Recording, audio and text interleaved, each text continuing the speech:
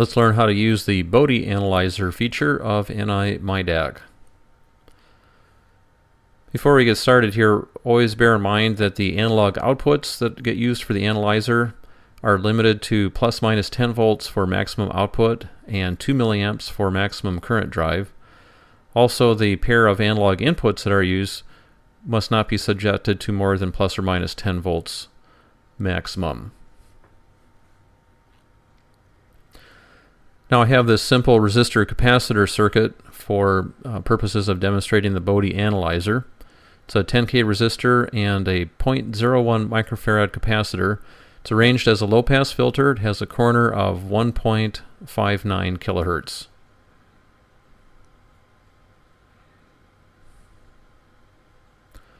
Alright, let's start up the Bode analyzer. And we see a pair of displays. One is the gain and the other is the phase. Gain defaults to decibels or logarithmic mapping. You can also use linear mapping as well. That's indicated on the left side of the display. Now we need to choose a start frequency for the frequency sweep, an ending frequency, and then a number of values per decade. Decade is a factor of 10 change in frequency. If you have an op-amp based device, you can also choose to invert or not as needed. Notice that the stimulus and response are dedicated input channels. You don't have any options to choose there. So at this point, it sweeps through, it collects the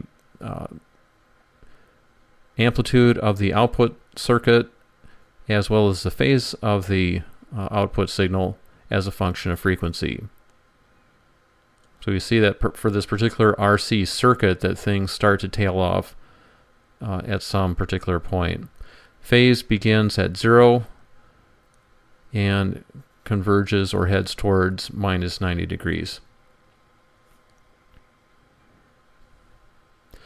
Now theoretically the corner frequency is on the order of 1.6 kilohertz.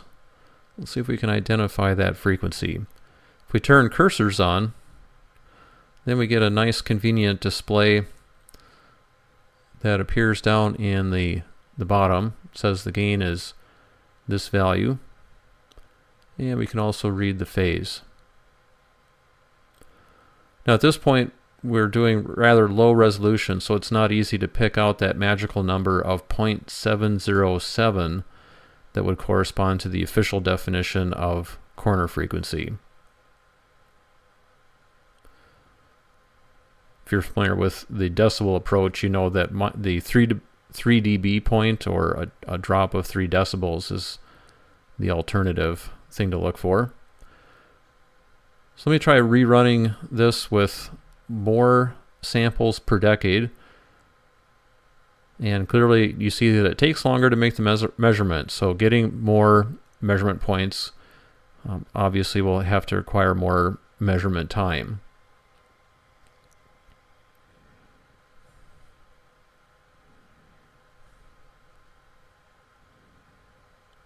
So grab the cursors again, and what we're looking for is the point that corresponds to, as close as we can get, to 0.707. And this is pretty close. We're seeing a frequency of about looks like 1.8, if you round it, 1.8 kilohertz. Again, the gain in decibels is reported here. And for those of you that are actually doing what you call Bode plots, you are actually plotting in logarithmic format here using a decibel scale. So that minus 3 dB point is what we're looking for.